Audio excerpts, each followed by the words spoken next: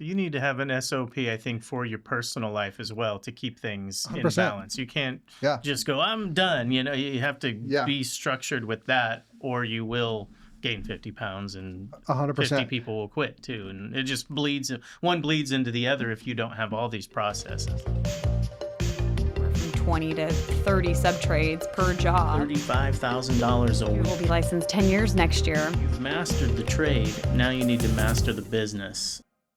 All right, welcome to the Build Line. This is our episode 8. We've got a good guest in today, and he's been around. He's in our game. Yeah, exactly. We got Ryan Kelly, KHB, AIS podcast. Got him here live in the studio. Thanks, Ryan, for coming down. Yeah, of course. It's awesome. Why don't you give our listeners a little intro of overview of KHB, what you guys do, your podcast, introduce us to the listeners. Well, first, thanks for having me. This is awesome. It was a quick little drive north from us in Ripon.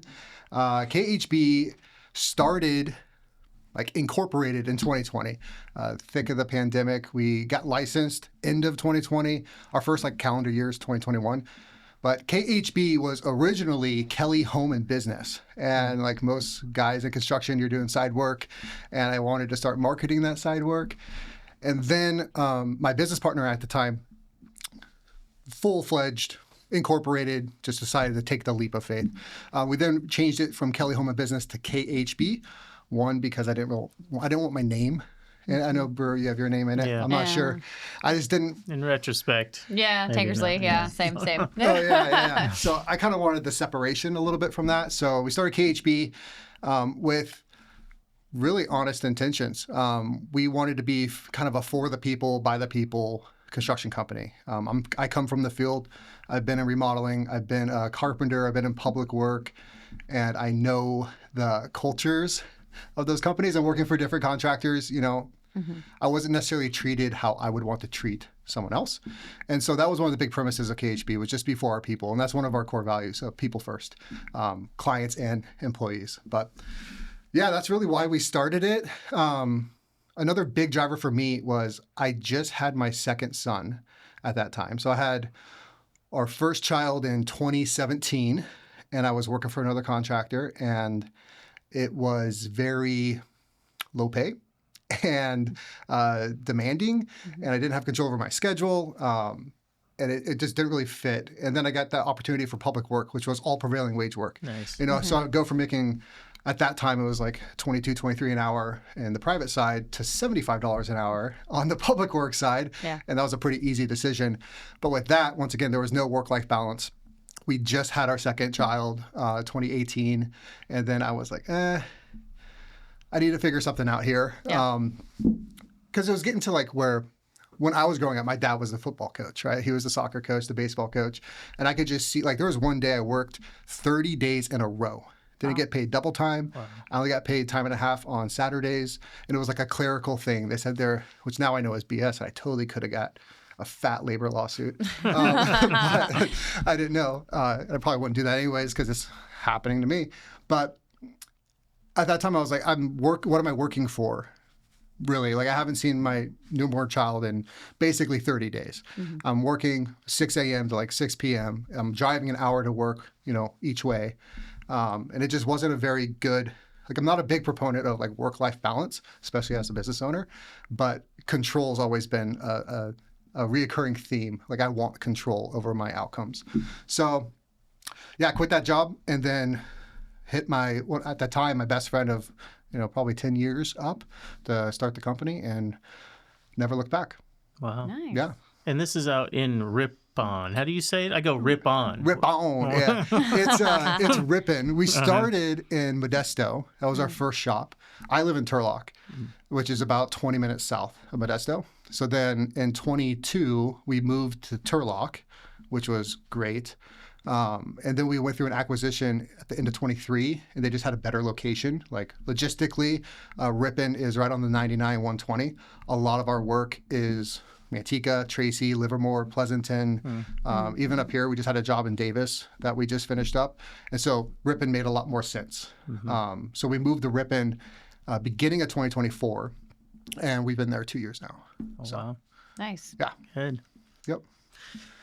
Well, What else do we have to ask Ryan? So tell us how you got Heavy. started with your podcast. You're big into the podcast world. You've been doing this much longer than us. Yeah. So what drove you to want to have a podcast? What brought you into that realm? Just you didn't have enough going on? I mean, what? Well, I felt like a 60-second reel couldn't do justice to kind of what we have to do as a contractor. And I really just wanted to, in a long format, have an avenue to communicate with our clients, communicate with our employees as well, because it's an interesting format to where our guys in the field can watch me talk about the live experiences I'm going through in the company like that week. And so it was really cool for them to see some of the things behind the scenes that I'm talking about, and it just gives them more context, just more awareness around the operations of the company. So that was one. Two, I wanted to, we've always been educational first. So we're a huge proponent of education to our clients, to our employees. Every stakeholder in a project needs to be, like, an educated client is a great client. There's a big gap in residential construction of what the standard is. And so above industry standard was kind of a jab at that a little ways. Industry standard could be 5 different things to 5 different contractors, So we wanted to make sure that everything we do, we're trying to go above and beyond what is typically expected in the market for our employees and for our clients. And so that's why we called it AIS, above industry standard. Nice. And yeah, just mostly for education. It was a good platform, and it's a great way to get a bunch of micro content. Yeah. And we had to talk to some cool guests. We had the CEO of Zipwall on our podcast. That was huge. We had Brian Gottlieb. He was the CEO of Tundraland in Wisconsin and Jacuzzi Bath in Scottsdale. He sold for almost $100 million, back 3 years ago. Then he came on. So just being able to have access to those people too. Yeah. And be able to kind of share networks. And there's been times after that podcast, like with Brian, for example, where I had some questions and I had his number and I was like, I'm going to call him, right? He probably knows. He's been there, done that. So the exposure and the network that comes with it made a lot of sense. Yeah, I think that's kind of why we also got started in our venture of just having more to say, right? Like having more to say on the topic, what we're experiencing, what we see in our market. Our markets aren't that different. We're very similar in what we feel and if there's work and other stuff. And so I think that's been one of our big drivers for wanting to start this podcast as Agreed. well. Yeah, and then hearing about, being able to meet guys like you and hear your stories along the way. And I mean, in a short time, it sounds like you've done a lot. How many in-house people do you have? 46. 46 in-house employees. So you try to do everything in-house, or are you subbing out? Or? So there's been some pivots along the road. We do sub. Right now, the 2 trades, well, there's more than 2 trades, but the primary trades we sub are cabinet fabrication and stone fabrication. In-house, though, I hold a C54, a C33, and a General B. And then I'm going to get my C6 and C8 for our next ventures. So we started off with about a 40-60 split, in-house 40%, subbing out 60%. Going back to the theme of control, I have major issues with things not going the way I want them to go. So our first move was flooring, and we have a kind of a acquire off the P&L mantra. What's the highest ticket item on our P&L under our subtrades? What's the biggest kind of choke point or roadblock on our critical path consistently? And then what's profitable direct to consumer? So what can we make a subtrade of our own out of? The first one was flooring. And flooring was, we just got killed on a few projects. Because we were working with a lot of outside designers. Like when we first started, I had no connections in the industry. I was always a field guy. I wasn't a project manager that knew the subs or a salesperson that had connections with designers and architects and everything else. I was like swinging a hammer. So I was kind of starting from ground zero. So the first thing I did was download all the GMBs, the Google business profiles of every designer in my market. Just started cold calling them.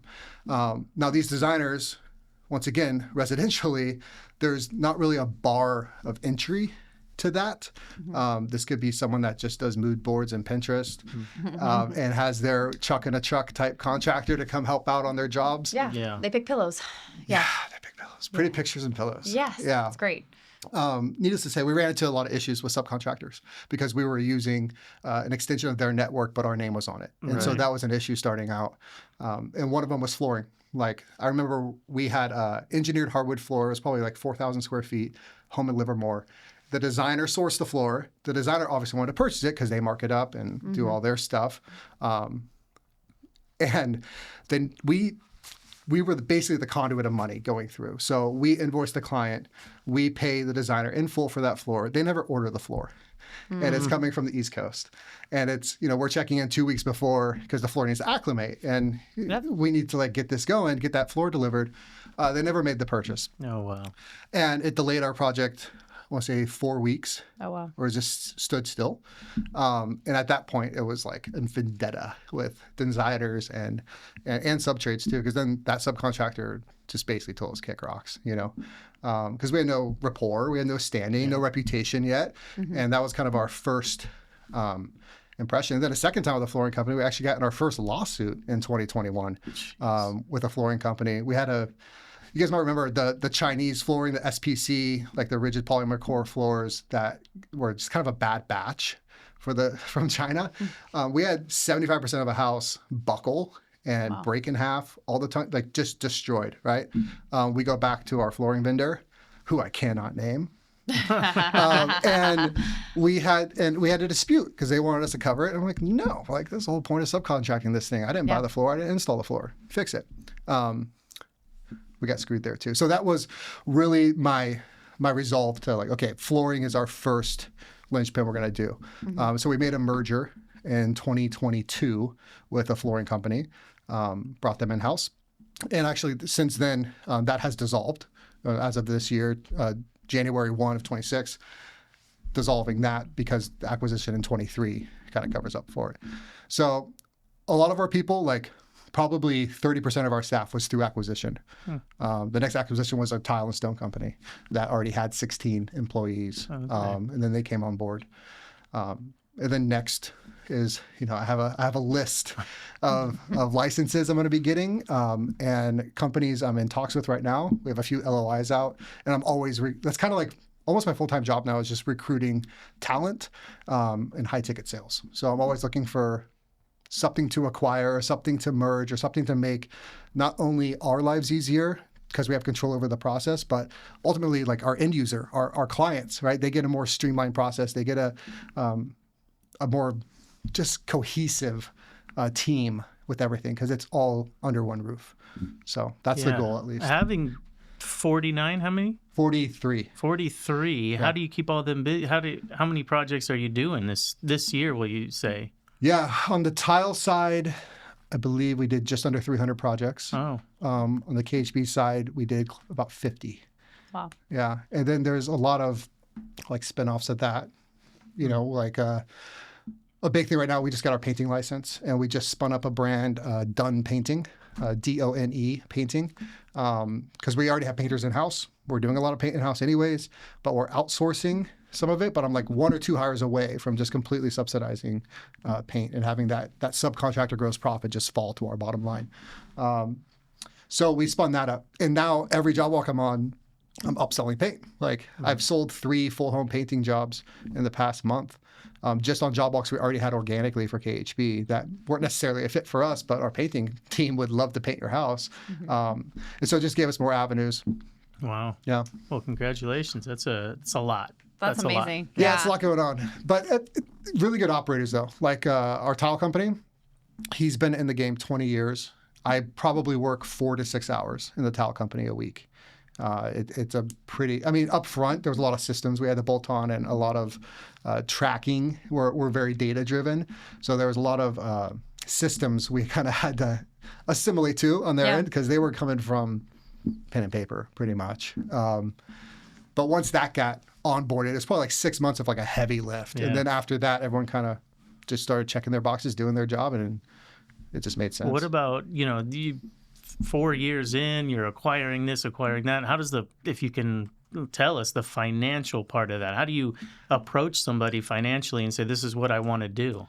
So I used to be terrified of the financial side of it because I don't come from a lot of money.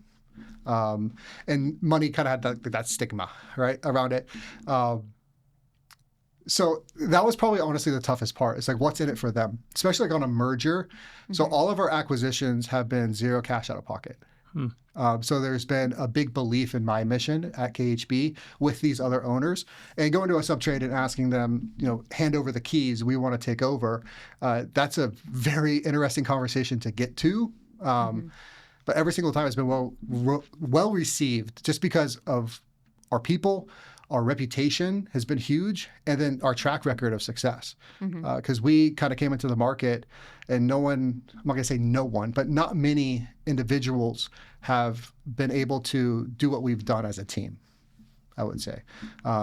Growth-wise, culture-wise, reputation online, digitally, there's been a lot of tailwinds going into those conversations. That's made it easier.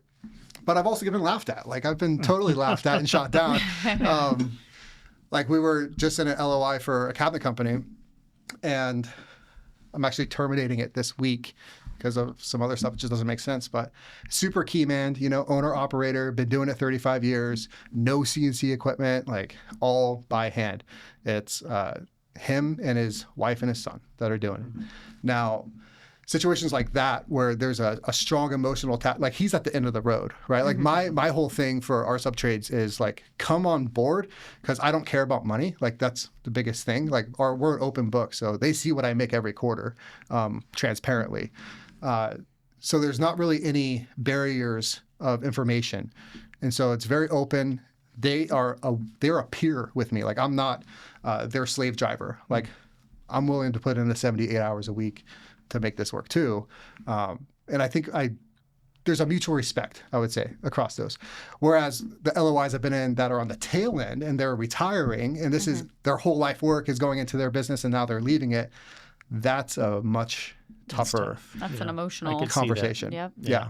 Wow. Yeah. That's hard. But yeah, most of our growth has been acquisition. But KHB has grown like 120% since like 150% since year one.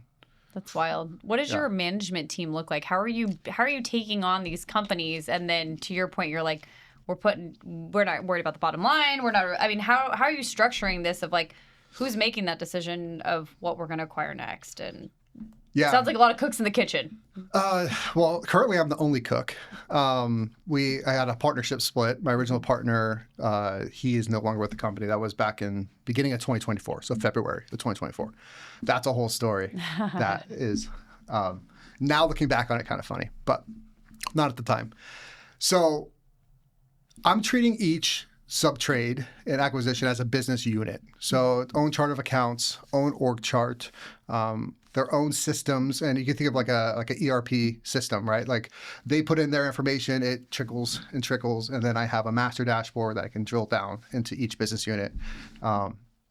But it really comes down to the operators. So I'm deciding who we go acquire next, based off of feedback in my leadership meetings weekly with our tile GM, our ops manager, and then our kind of mid-level leadership, like project managers, things of that nature. What's our biggest hiccup? Like, if I see the same issue happening 2 or 3 times on different projects, like, red flag. I never want that to happen again. How do we control this?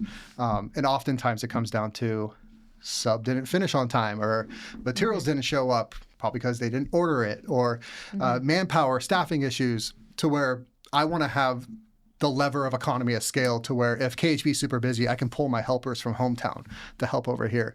If painting is super busy, I can pull my lead finisher from KHB and put him on the paint side. I just have so many resources around me that I can flex. Now, our management structures different for each company because each company is different. Like, as a subtrade, like tile, we do a ton of commercial. About 60% of our revenue is commercial. It's kind of like a weird pyramid. Like, we have our general manager. I have 3 estimators. I have a couple field leads. We call them setters. Like, our setters are our leads, and then a handful of helpers. So there's about in any given time, 12 to 16 guys in the field and one person managing them. Wow. Yeah, and then 3 estimators just cranking out RFPs. Whereas on the KHB side, I have myself as the general manager.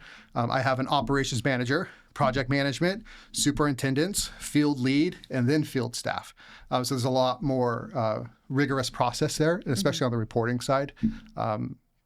Like we document and report, and everyone has their little piece of the puzzle to get the project execution. And then in the middle, there's like 5 departments. There's marketing, sales and design, the bridge, which I didn't know I needed till I needed it. It's just a huge department, operations and finance. And then in the bridge, there's a production manager, a peer with the project management team, but completely different deliverables, quality of work, QA, QC, internal plan checks before we submit to counties, internal plan checks before we send out requests for bid, all of that. And then in there, a selections coordinator. And that selections coordinator is internally, whether it's an outside designer or in-house project, curating that project to meet our standards internally. So organizing that information, whether it be in Builder-Trend selections or offline, which we do a lot. And then that's my bridge department with my estimator. There's only one estimator at KHB. Wow. Yeah. So that estimator is cranking everything out from the sales team. Which the sales team is just me. Actually, there's not even a team. It's just me. It's just you. Yeah, You I report just to do all yourself. the sales. Yeah. That's a lot. That's a lot of responsibility. How do you balance all that, right? Like you said when you started this, you started your business because you wanted to be home, you want to be there for your kids, right? Yeah. And now I'm hearing all this, I'm like, holy cow, how are you doing all that and acquiring people and doing sales and overseeing a team? I work 32 hours a week. Wow. Good for you. So I am off. Well, I work remotely Thursday. But yeah, Monday, Tuesday, Wednesday are my big push days. Thursday, it's kind of a hybrid day. And then Friday is like the Monday I love because it's like I kind of had a one day off and then I come back Friday and I can just hammer out everything I need to get done and close the loop before next Monday. So work-life balance, and that was a shift this year that I made. I was working 70 hours a week, but I found a lot of what I was doing, if I was a better leader, if I was a better communicator, facilitator, I could easily have this divulged upon my 43 people, right? I didn't need to be having all the weight on my shoulders. So I revamped a lot of processes this year and changed it from processes to playbooks. So like operations, for example, like our superintendent, he has a playbook on what he can and can't do, when he needs to escalate something, when he can just handle it and report back. And so he has like a $500 credit limit, if you will, to make a $500 decision or less without asking a question to anyone, get it done, report back. And then why, obviously, receipts, cause, what was the resolution, all of that. And then our project managers have a $1,500 spending limit. They can just take care of it. Just get it done. And then our operations manager has a $10,000 credit limit that he could just handle any problem. He doesn't have to call me. And that was the biggest thing. And one, I wanted to breed a culture of agency. I didn't want to be the key man for every decision in the company. And like, we're not curing cancer here. Like, we're not splitting atoms. It's not, there are intrinsic problems that we face on, especially on large full home structural projects. But I trust my people and I want them to have the agency to succeed and fail. And then when they fail, once again, there's nothing that's going to be dire. As long as we put our people first, we have humility, we have authenticity, and we do what we say, right? Those are our core values. Yeah. And really, it kind of just worked that way. Like, our people took it, ran with it. I get called in on a few things, mostly like, since I'm still in sales, it'd be scope creep. Which happens all the time, especially residential, and just clarification of scope. Because the author's intended meaning is like a huge thing because our proposals, I think I sent one to Steve not too long ago. He's like, why are you writing novels? And I was like, well, we're just very elaborate, but those words can sometimes, kick you in the butt because I interpret it and wrote it as one thing. The client took it as one thing. Our project management team took it as another. So where's the truth, right? So I get called in on sometimes on those aspects, and mostly on finish. That's saying a lot because Steve writes a very long scope letter. So I can't imagine if he's telling you write a long scope letter. I think he said I was giving him too much information or something. Like, I was just like, because I literally like dictate when I was writing proposals. I would just talk. As I'm going through the Matterport, going through the design, going through my job notes, just like talking, and it would just pick it up and just kind of organize it by phase. And so sometimes I talk too much, as we can tell. You're doing good. Yeah, I love it. Oh, boy. Well, go ahead. No, go ahead. Well, I was going to say 300, 350 jobs, maybe 5 years in a car loan's almost that long. I mean, you so much so quickly. Yeah. There has to be a problem, and you just kind of went and said lawsuit a second ago. I mean, how often are those, and how do you combat that and deal with that? And yeah, there's a dark side to growth for sure. And I've pretty much, I don't want to say I've seen all of them, but I've faced a lot of them. The lawsuit side, I view that separate. Like, it is a symptom of growth. Like, I've hired and fired so many people, right? Like, just had to. I don't have the count on the top of my head, but it's probably over 100 people in the past 5 years. Wow. That I've cycled through, and sometimes very quick. And my people know that I'm going to do that, right? So that's the other thing about transparency is, like, there's not like a secret agenda I have, and I want to just like fire people. Yeah. Like, I tell them, hey, here's our staffing needs, here's our goals, and I used to do hire slow, fire fast, and now I hire fast, fire fast. Because you don't know. And I rather would hire someone after 2 rounds of interviews and figure out they're not the right person and fire them within 3 weeks than wait to fill that position 3 months of interviews and process and headaches to then find out they're not good in 3 weeks. Yeah. That was kind of my thought behind it. I think everyone that says they know how to hire is kind of full of it. Like, no one knows. You don't know until you know. There's legitimate psychopaths out there. I was sued by one. So it's trial and error. I really think that's like the one thing I feel like we've struggled so much on. And it really isn't until you've gone through it so many times that you're like, this is a red flag. That was a red flag with this person. I don't think I'm going to hire that person. It comes with experience. And if you haven't done it before, there's no barometer for it, right? I mean, there really isn't. It's not like dating. It's not the same. It's totally different. And I'm with you. I like the transparency aspect. We're the same way. If somebody gets let go, I'm always like, I call everybody in the company. If somebody gets let go, whether resign, fired, whatever, they chose to leave, everybody in the company finds out from me. Yep. It's a phone call. Hey, this is what happened. This is what's going on. Today's the last day. Do you have any questions? Yep. Right? And that's it. We're moving on. And the next day's the next day. Yeah. Right? If you want to ask me a question, you can ask me why. But I like we have the same stance because I have worked for too many places where it's just this big mystery and you don't know and you're like, why did that guy get fired? Oh shit, like maybe he was, It's bad for the culture. Yeah, it's really because what I think breeds from that is this notion of the blanks that they can fill in is always 10 times worse than what the actual cause was. You know, and that's truly what it is because they'll dream up something else that's completely far fetched. Yep. So, yeah, we do it if someone quits or is terminated, or even if there was a little layoff this year, and I had to address the whole company about that. We do it. We have a Monday all hands meeting every Monday, 6 a.m. at the shop, and I just do it there. And usually it's like a core value filter. So like I had to let someone go because they showed up late 4 times in their 90-day probation, and I just said, what's our core value? Like, we do what we say. Like, you sign your employment agreement, you're saying you're going to be here on time every day. Yeah. If you're not, you can have forever time off. That's not my problem, Yeah. But I feel reaffirming the core values in our decision making makes everyone buy in a little bit more. And so when I was hiring and firing, like my core group of guys that have been with me since KHB started, they know me, right? They know that I'm not out here for a quick buck, and like I'm here for the 40, 50-year horizon. Like, I'm not going anywhere. Mm-hmm. They trust me. And so I have a meeting with my core group, and usually it's guys that have been here a year or longer, but some of my guys have been here since 2021, and let them know, like, this is what I'm going to be doing.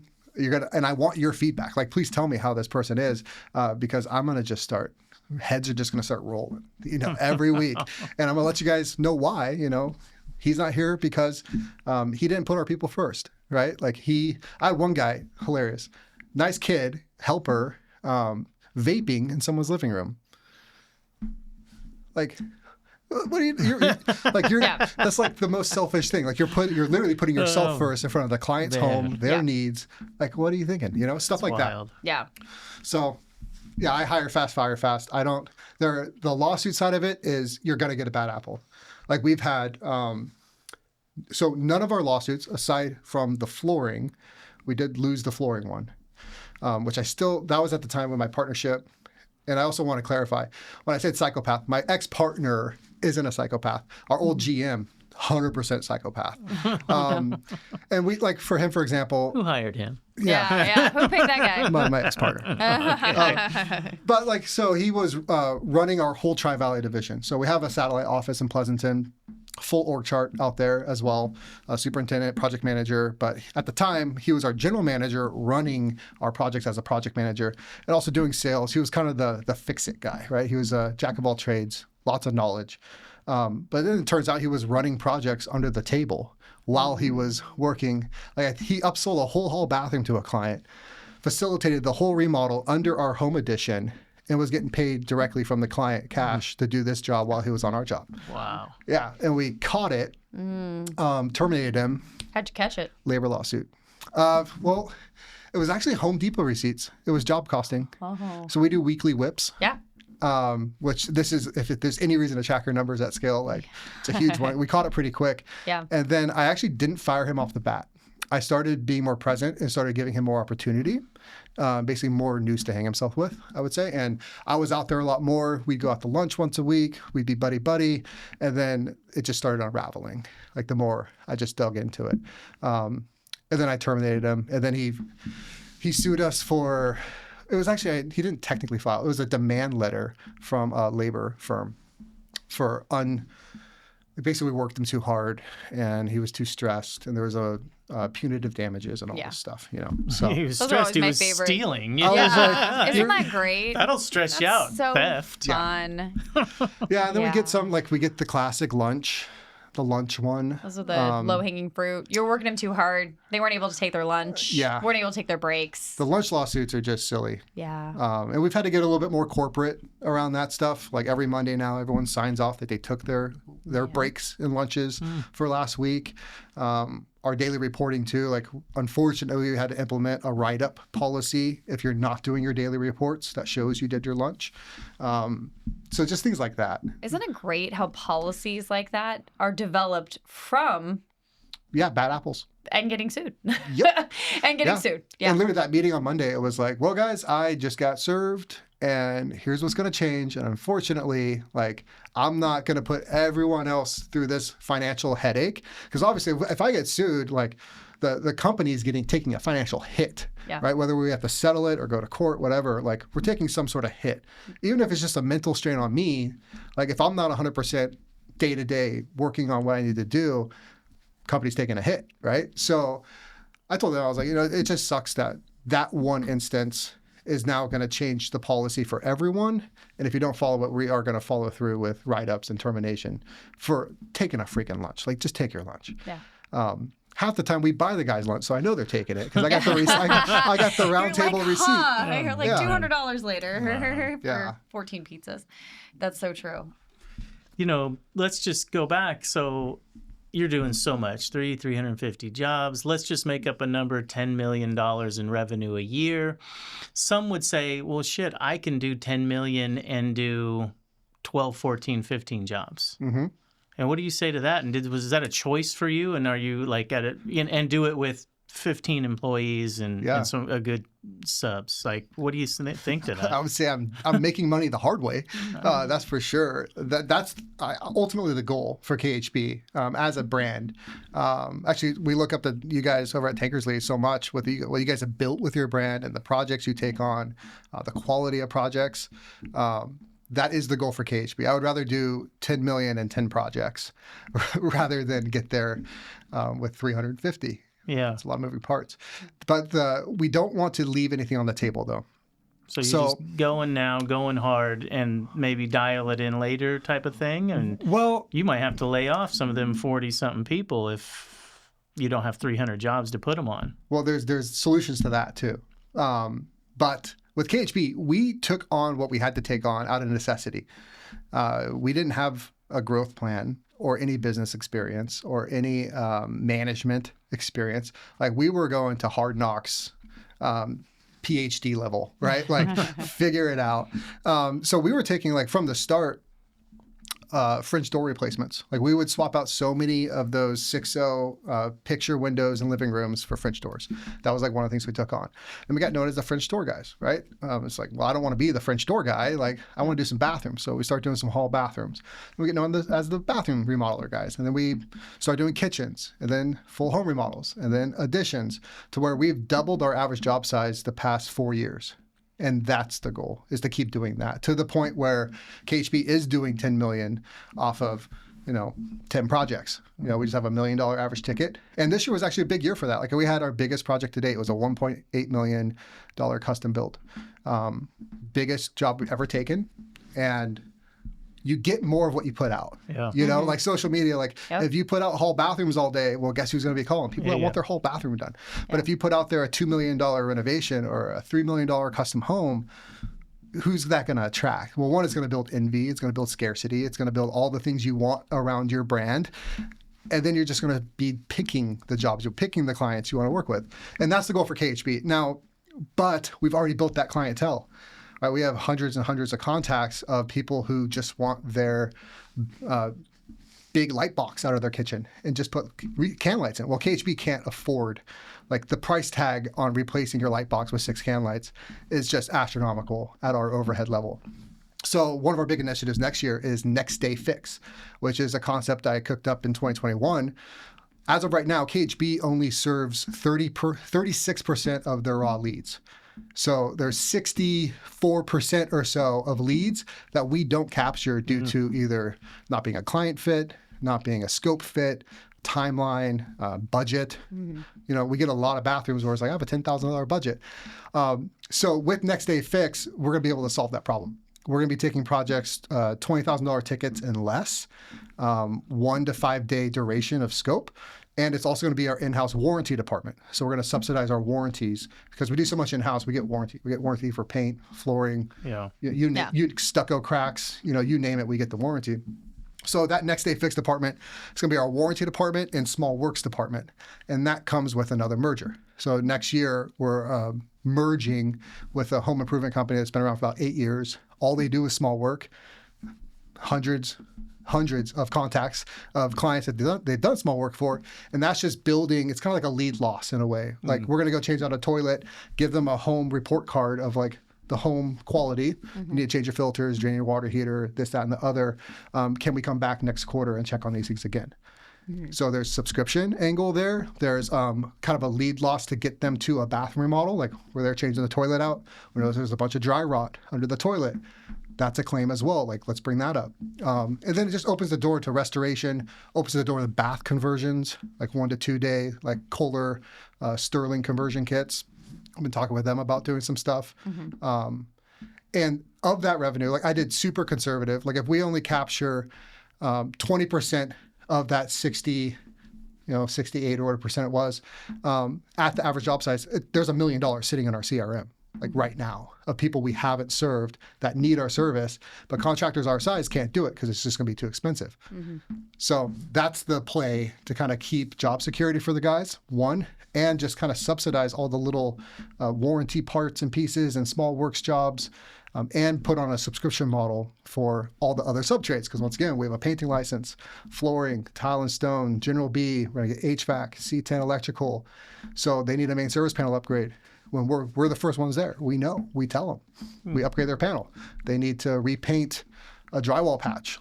We're there, we can do it. And it's a fixed price based system, $300 flat rate. So yeah, the goal is I just want to serve all the market that comes to us organically. That's the end goal, and be as vertical as possible. How do you try to do that and still target your ideal client, right? Because in my mind, when I'm hearing you describe this, the whole home maintenance warranty piece, I think it's such a great idea. I know other builders that have done it. It sounds like such a great thing. It also seems very daunting from an operations production standpoint on my mind. So I'm always like, oh, that seems like a lot to take on. How do you not get confused of, I want $1 million whole house remodel, but I'm also going to change your toilet. Like how do you differentiate yourself in that market? How do your clients know what you do? Yeah, brand delineation is huge. So it's a separate business unit. It's not KHB. It's Next Day Fix. Separate org chart, separate process, because the needs of a Next Day Fix client are way different than a KHB. Like the tech stack's different. Everything is really like... It's a referral base, right? Like, hey, we don't do this, but we're going to refer you to this company, our sister company, whatever you want to call it. Yeah, so it really comes down to a rock star CSR answering the phone. Yes. And a very good VoIP system and a very good CRM system. Those are a lot of acronyms, so maybe you want to break that down. I think break it down for Jerry. Yeah. Jerry's head's exploding over here. Let me write that down. ERP, like enterprise resource, like it's a management for multiple business units, essentially. All your tech stack is in that system. What do you guys use for that? We're actually building a custom solution right now. Wow. Yeah. That's exciting. So we were... Add that to his list. I know, of right? things. And building He tech. only works 32 hours, he said. God, I 32 a day? 32. Yeah. I mean, No. Jesus. So that's Chuck. So I guess I should rewind. In 2021, our first hire was a videographer. Like these guys here. We were a sales and marketing company that happened to do construction, which is why we were able to sell so much and grow as fast as we did. One of our next hire, maybe not our next, we had some field guys we hired after that, but a marketing director. And that marketing director was in charge of all systems as well. So they were kind of like our IT, marketing, just pretty much everything, business operations, anything tech, really. Then a very well-known public media company was going out of business. He was retiring, and all of his employees were kind of on the market. And one of my videographers knew a lot of people there because he used to work there and put the feeler out. Anyways, we got a few other guys from that firm who were just incredible with tech. So we're actually custom coding all of our ERP in-house. And so that's just one guy's basically full-time job right now is doing all that. And what's really cool about it is it's not the traditional develop and iterate type process of like SaaS, which is software as a service. Yeah. Okay. So I knew that. I knew that. Oh, one for Jerry. But the feedback loop is so cool. And that's the other reason why I like design build is everyone's the most important position in our company.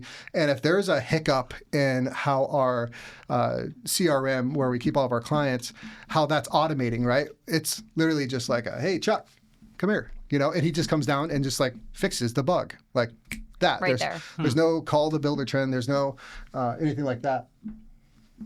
Yeah. Oh, edit. Sorry. I like that. I think that's amazing. I think all these tech platforms, I know we're on Builder Trend. I know you have to sign up for every platform every GC uses. Yeah. So I mean, I think Procore Procore, Job Tread, pick one, right? Yep. I think that's really cool. I'm excited to see what you guys come up with that. I mean, do you think that's your best baseline for your best tool, right? You mentioned Whip and your dashboard and all your control pieces, right? Is the goal that would then be able to all live in one particular space? Yeah, and information is only as good as the context around it. Yeah. Right? Like I can have a work in progress on one full home renovation. It's not going to tell me my cash position. Yeah. And it's not going to, take into the intelligence side of financial reporting. Yeah. And so with AI and everything else, like we're building a software with AI first, I would say. So every feature is going to be a smart feature, and there's no sunset on it because it can just be re-upped. So it's going to be really cool. And we're looking at February, because right now we're band-aiding a lot of stuff. Like we have Builder Trend, but our marketing side and some of sales and operations is using Monday.com. And so we're using, and Builder Trend's closed API, which I totally get why they do it. But for us, it just didn't really work for how we run our system. So we go from CallRail, which is our call recording software, call forwarding software. So if someone calls, we have tracking numbers for Next Day Fix and for Hometown Stone and for KHB Construction, for our billboards, for our trailers, our trucks. Everyone has a tracking number. So when they call, our CSR knows, okay, this is a KHB call from our billboard. Right. Wow. Then from there, when it goes into Monday, that's the only automations we have is in Monday.com, which then goes to different project boards, different workspaces for different business units, depending on what the CSR categorizes as that. And then once it gets to Hometown Stone, that team takes it. Once it goes to KHB, that team takes it. Whereas this ERP is going to be smart. And it's kind of scary because like the CSR position with AI now, it can kind of answer the phone book the consult, organize what business unit it's in, and give you a full client profile of where that person called from, zip code, and then dive into some Probably more. find out, some more info about them. What do they do? Drive? Yeah, what do they do? Exactly, yeah. Which is kind of scary when Terrifying. you think about it that way. I think that's so true. It's very scary. Yeah. Yeah. So big, obviously you're controlling the process, you're controlling the sub trades, you're bringing them in house, you're doing all that. How are you going about, you mentioned a little bit about your flooring and the material stuff. How are you controlling material? What does that look like for you guys? What does buyout look like? Do you guys have any contracts, brands you work with? What does that look like for you guys? No affiliation as of now. Is that a goal? Well, we did have a deal with Ramboard and with Zipwall for a time being, but that sunsetted in 23. We just had a year media deal with them. And truthfully, it's tough because I do try to get our designers to narrow down on mostly vendors. If someone sells Odin and DeWalt in the same vendor, I don't care if we get an Odin tile saw or a DeWalt tile saw. It's under the same vendor. But like on the tile side, we mostly stick to like Bajosians, Arizona, and Dow. Those are what architects are mostly speccing. We have, I think we're the second largest tile contractor in the Valley for Bajosians. We get great pricing, great discounts, and we're a no markup contractor. So we take that 40% discount and just pass it right to our clients, which is a win-win for everyone. So back up. So you mark up no material. We're a no markup contractor. Wow. How does that work? Cope, a guy named Michael Anschel, he's out of Minnesota with OA Architecture and Build, kind of coined the term, but it's a cost of project execution.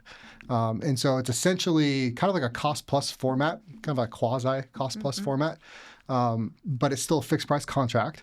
But we're listing out above the line our operating costs, essentially. So we give the client a P&L of our cost to perform this work. Sometimes we have contingencies in there, but they're transparent, right? There's this 10% is for, we don't know what's really behind this wall and it looks kind of janky and we just want to be safe here, right? So expect that money might be coming out. So yeah, it's just cost of project execution. What's our project manager cost for 60 working days? Here it is. What's our superintendent cost for 60 working days? Here it is. Admin expenses, general overhead, site utilities, just everything that isn't a sexy cost. But then we get to list our profit out there too. And we are very transparent that we are a for-profit company. And the clients we work with usually appreciate that because we're not shady. We're not trying to like make a buck on your $1,000 faucet. Like I have no skin in the game if you pick a Brizzo or a Kohler faucet. And I want it that way because in the sales process, I feel that breeds trust. Like I'm not in it to just scam you off of a Brizzo $5,000 faucet. Like really don't care, right? It's going to cost me what it's going to cost me to produce the job. So that's our approach to it. It's just no markup, transparent. So if you are not marking up materials, how are you covering warranty and warranty recalls when that Brizzo faucet fails or you have to go back out there? How are you accounting for that? So our labor does have a burden on it. And that is for like taxes, insurance, fuel. We actually bill to the employee as well. So there is, I think it's a 65% margin on our labor right now. And then overall, we have kind of parameters of margin. And so I don't necessarily, and this is what's going to be exciting once we have like 15 years of business experience, we can have the data behind every warranty claim and see like what's a reoccurring theme, how do we shore this up, and what's the true cost of warranty? Because I couldn't tell you, right? I've only been in business 6 years. I don't know the true cost of warranty yet. It might be another stupid tax I'll pay in a couple of years. But yeah, we just go by margin off a total ticket size. So like a project, 500K and up, like we're shooting for 30-ish% margin within 2%. $1.5 million and up, we're more 20 to 25, more kind of middle of the road, builder margins. Kitchens, mostly 45 to 55%, depending on ticket size. So we just have parameters of what's allowable and what historically has allowed us to grow. And then really tracking the WIP reporting to dial in. Like I will say, we're pretty proud of our estimating side. Our estimated to actual costs are within 1% historically of each other, which is really good. Now, that's not to say there's been some big winners on the P&L and some major losers. Like we've totally misbid labor. I would say almost every job, like we miscalculate something, but then our project management team finds a way to shore it up. Like we find another way to get this done faster or to flex resources and bring this in and do it in-house instead of sub-trade. So, yeah. But no markup, it was a tough hurdle And I've had a ton of debates about it with Yeah. people. I do think there's a time and place for it. Like next day fix is not going to be cope. Yeah. It's going to be fixed price with a margin and then time and material after that fixed price is expired. Same thing with Hometown Stone. Like Hometown Stone, it's kind of quasi. Like they're going to be taking all of our bathrooms in 2026 because they have a Gen B on their corporation as well. And they're probably going to be a markup contractor because the value proposition is different. It's more commoditized. But for the people working with KHB and the ticket sizes we want to get to, I think honesty, transparency has to lead the way with someone trusting you with, $1-2 million. And I think it's the right foot forward. And it honestly gives us a leg up, in my opinion, over our local builders in the area. I feel like we're pretty competitive just based off of process. And sought after because of that. Yeah, reputation-wise, no one feels like no one should have a bad taste in their mouth after working with us financially. Like, oh, they made one out on us. They switched the drywall from 5/8 to 1/2 inch to save $1. Like that's never a thing. So, yeah. Out of all those processes, because you got more than anybody I've ever heard in 10 different places, what can you not live without? I mean, what is the one that if there was a guy out here starting today and he goes, man, I just need somewhere to start, what would you give him advice-wise of something to implement into his new business? So, ironically, it's not the tech side of things. I feel the best process to have is a weekly OKR meeting. Just Another acronym. Gotta break it down. Break it down. Objective. Write this one down too. Objective and key results. Okay. So and we what's have the goal? A weekly objective, and weekly we go over the key results. So for a project manager, right, that's going to be his lifespan of the project. That's going to be from charter to completion. It's going to be every critical path item, everything leading up to those items, every subtrade, every labor hour. Our objective, we have 4, client experience, which is kind of nuanced, margin, estimated versus actual, baseline schedule, and change orders. Those are the 4 objectives that we keep. And we have parameters around those objectives, like change orders. There are good change orders and there are bad change orders. And we want to minimize the bad change orders to 1 or less on any given project. Baseline margin within 1.5%. That's our parameter. Client experience off of surveying and daily reports, we want to keep that at 7 or higher out of a 10 scale. And all those are checked weekly. And I think that's the best process to have is when you bring on that first project manager or that first field lead or first superintendent is not just thinking, I hired this guy, I can go, I can go to the beach. Now, bye. Yeah. OKR. Yeah, objective key results. And it's different than KPIs. So KPIs are key performance indicators. And that's like a huge hot button word. KPIs are inherently lagging.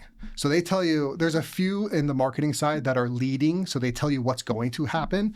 But inherently KPIs are lagging. It's something happened. Here's the indicator of, that information. Right. And it could tell you what you need to do to make an adjustment to fix your margin or fix your baseline schedule or whatever else. But it's not real time, where objectives are nuanced. Like they are real time and it takes face-to-face interaction to hit the objective, right? And so that's why I think the OKR meeting face-to-face is the best process you can have at every department level. Project managers, sales team, design team. You can break it down with everybody. Yeah, so like our superintendents have an OKR with our project manager. Our project manager has an OKR with our operations manager. And then I have one direct report from our ops manager. And everyone stays aligned. It's core value oriented. It's objective. Like objectively, it's objective. So like that's cool. It keeps everyone rowing in the same direction weekly. And then the KPIs are mostly just telling me like what we can and can't do or what we should or shouldn't do. But they're lagging. Yeah. How much do you spend on computer ink over there with all these printouts and paper and everything? I mean, you guys are really printing Kill things. the trees. Yeah, well, that's where Monday came in. We do it all digitally. All of our OKR meetings are digital, so very little paper. But we bought this like plotter printer. Yeah. And it's died like 3 times. And it was like the most at that time. It was like the most expensive piece of equipment I've ever bought. Oh wow. I think that's still the only printer we really print stuff out on. Just the plotter. Yeah. Yeah. And that's a lot of trees. That's because we're planting plant sets. You know? Yeah. Yeah. That's so true. How do you, I mean, I guess I should ask the question of when do you sleep, number one, and how do you, I mean, again, back to like balancing family and being there, you know, you mentioned wanting to coach the sports teams and being there for your kids and everything else. How do you manage this work-life balance? I think we've talked about it a lot. What does that look like for you? Well, it's different now than it was, like, let's say back last year this time. So when I was working 70, 80 hours a week, my biggest thing is I'm home by 5 no matter what. I want to be there for the sports. I want to be able to coach. I want to be a part of my kids' lives. Like, my business should work for me. I shouldn't be a slave to it. And I have like a do whatever is required type mentality. So I would just wake up at 2 a.m. and go work, and like just work from 2:30, 3 a.m. till 4:30 and go home. And that was every day. Saturdays would be like emails or not in office stuff, but pickup work, you know, to now where I'm working 32 hours a week, a lot more balance. But I would say even when I was unbalanced, I didn't want it to be at the sacrifice of my family. That was my goal. Yeah. If I'm home by 5, I could say I'm a good dad. Right. Now there's many, many times where like I am mentally just checked out. I am exhausted. And I think during that time I put on 50 pounds of weight. I was drinking more. Like I was finding like it wasn't healthy. Yeah. Like I could say that. There wasn't much balance. So you need to have an SOP, I think, for your personal life as well to keep things 100%. In balance. You can't just go, I'm done. You know, you have to be structured with that, or you will gain 50 pounds and 100%. 50 people will quit too. And it just one bleeds into the other if you don't have all these processes. Yeah. I think what's funny is I feel at a time I was following my core values better at work than I was at home. Right. You know? Yep. Yeah. And it's kind of a mission alignment issue. You know, like the whole point you're doing this is for your wife and kids. Like, what are you actually doing here? What are you accomplishing by working 80 hours a week? Like, really nothing in the long run, because you're going to end up like every other contractor out there who's 45, 50 years old and divorced. Yeah. Like, you need to learn how to baggage that up and shut it off at 6. 100%. And go home and be a good husband or father. Yeah. So now, I reoriented my day to where I still wake up early. I still wake up 4 to 5, depending on the day. Like today I woke up at 4. But it starts off like I read every morning for 20, 30 minutes. Then I have a quiet time with my wife for about an hour. And then we make some dinner, make some breakfast, make some coffee. Kids get up, usually like 6:30-ish, and get them ready for school. And then I'm out the door when they're out the door. And then I'm home when they get home. So it's way more balanced in that way. And I feel, I grew up in a culture where it's like, pull yourself up by the bootstraps, work hard. Like if you're not dying, ain't working, like you need to be the man of the household provider type thing. And I thought that earned respect with my people as well. I feel I have more respect working 32 hours a day or a week than 70, 80. Just from like my leadership team, like I'm more present with them. I'm more engaged. I feel like I'm making better decisions. It's a healthier relationship. Yes. Yeah, very much so. Healthy is the word, I think. Well, because I'd be in the office 3 a.m. cranking out emails, right? Like, and then people would come and they're like, why are you emailing me? Like, what are you doing? And it's 10, I'm 5 hours into my day when people show up to the office, and I still have another 10 hours to go. So, yeah. Wow. Man, I think that is... It's a lot to digest. I know. I think it really is. Yeah. What would you say is... You touched on it, putting in the SOP for your life. Has that been the best mind shift going into making you a better business owner this year? Your bigger goals. What's your bigger goals coming up for you personally for this year? What does that look like now that you kind of have maybe merged these all your acronyms across all spans? Yeah, I think it's like the life vest type thing, right? Airplane goes down, the little air comes down. You got to put yours on first. If you're not taking care of yourself, you can't take care of other people. That's really what came down for me. So I do think it is setting me up to, like, I know I can do whatever's required. Whatever the moment calls for, I'm 100% confident in my ability and my people's ability to tackle that problem and fix that. whether that might be working 70 hours a week for a stretch, right? So I'm kind of working more like a lion, right? I'm going to sprint, I'm going to eat. It might be a hard week or two, but then I'm going to recluse and I'm going to go back to take care of myself. And next year, there's definitely going to be some sprints. We have Next Day Fix.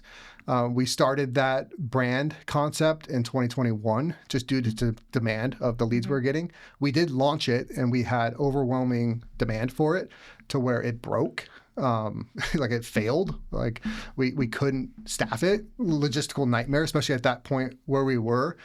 It wasn't feasible. So I'm excited to get that launched. And having a bolt-on operator, into that business unit is going to be very nice. But that's not a guaranteed fix. That might not work, right? So that could easily, it's still a house of cards until you get scale around it and you build it out to where, if someone falls off the org chart, someone else can fill. So that's going to be an infant in Q1. But I have high goals for that. It's going to take, probably a good 10, 15 hours of my week going into that. Our design team in-house, I'm revamping that. Revamping the bridge department to have a better client experience due from some things I noticed this year that I wasn't happy about our client experience. We're going to be building out the Domino's pizza tracker of design build. So everyone's informed. There's no questions, there's no calls, there's no wondering where we're at in the process. Like every single day, check your pizza tracker, exactly where you're at, all the work that was done that day, from like a little AI window scraper. So it's like an AI that lives on your computer, watches everything you do, then categorizes the work you did that day into their project folder. And then their little pizza tracker is going to get updated. They get notified every single day autonomously that, hey, this is what happened today. This is where we're at. Here's your critical path schedule. Here's our next milestone. It's just, and I don't have to rely on a human to remember to do that. It's just nice. So, but that's a big initiative. Yeah. Our ERP solution, the all enterprise resource, planning solution. That's a big initiative. And that's really going to take the year right there. Yeah. That's going to be basically the year. I've churned through like 7 salespeople in the past 3 years. I can't. It's a very tough thing to find, which is part of the reason why I'm changing up our design process and design org chart in the bridge department to where salespeople aren't selling, estimating, and helping produce, this large document. I'm kind of compartmentalizing all of the hats, if you will, that goes into a construction contract. One of that being either general counsel or an HR with an aspect of general counsel for that legal side, contract drafting, review, employee review, trying to shore up any potential labor lawsuits next year, hopefully revamp, all of that stuff. Yeah. So there's a lot of initiatives, but yeah, should be good. That's exciting. I'm excited to see what you guys come up with. Yeah. So. Yeah, we'll have to check back in at the end of the year. Yeah. And do another one and see where it's at. I'll have to study up on my acronyms and get those. I have a legend, actually. I'll send you the legend. That over. Yeah. And we have to send you, we have a job in Wilton. I'm not sure if you go out there. Yeah, by it's Elk just Grove. Right here. Yeah, absolutely. Yeah, all of our team. So then you can be on one of our jobs. Yeah. And hopefully tell me if I'm full of it or if we're doing things right. Or... Yeah, that's the beauty of the sub trade. I get to see all the dirty see stuff. it. I don't just get to hear about it. So Yeah, that'll be interesting. Let's do it. Well, that wraps it up. That's Ryan Kelly with KHB Construction, and that was our episode 8. But we got to figure out who is most important. Oh, we didn't even do that. Oh, we got to figure out here who's the most important today. All right, check it Ryan, out. as you know, we do a recap here of how many. We're gonna go with how many calls, how many texts you got. Okay. And the time of this recording. So I am. Emails too, or just calls and texts? Okay. I'm only one of. Well, this is episode 8. I'm one of 8. Jerry is way more important than me, and some of our guests. So we're gonna see if you're more important. I have 2 texts. Ooh. Oh wait, hold on. Betsy's texting me. Betsy sounds important. No, so Betsy, you guys get a kick. We built an AI agent called Betsy, which was the name of my first truck, and she reads all my emails and just pushes me what's important.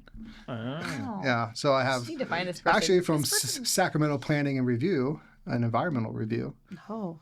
Actually, I wanted to talk to you guys about. We're getting killed on a permit up here. I had 1 text, and I had no missed calls.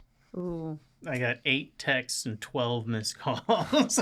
Wow. I got 2 calls, 9 texts. So going Jerry, again, is more important. So, Ryan, where can listeners find you? Give us all your handles, your tags, your podcast, all the things. Yeah, podcast on YouTube primarily, but you can also get it wherever you find your podcast, Apple, Spotify, and that is AIS Podcast. On YouTube, I believe it's spelled out above industry standard podcast. KHB, we have a YouTube as well. KHB Construction, Instagram, KHB Construction. I don't think we have a Twitter or anything like that, but I'm off social media, so I haven't been there in a while, but yeah. There you go. Awesome. Well, thanks, Ryan. Really appreciate you coming on. Thank you, guys.